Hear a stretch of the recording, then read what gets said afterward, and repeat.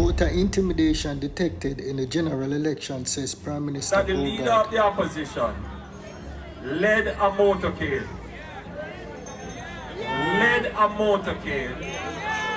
And entered polling stations for which he was not an elector. He's not on the voters list here. He had no business here.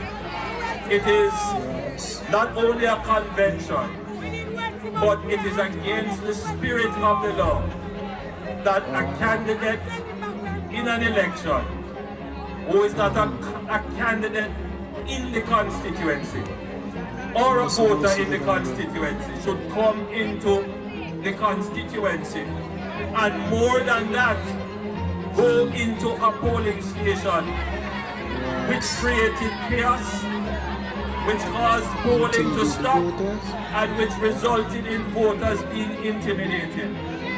It is unbecoming and should be sanctioned by the relevant authorities.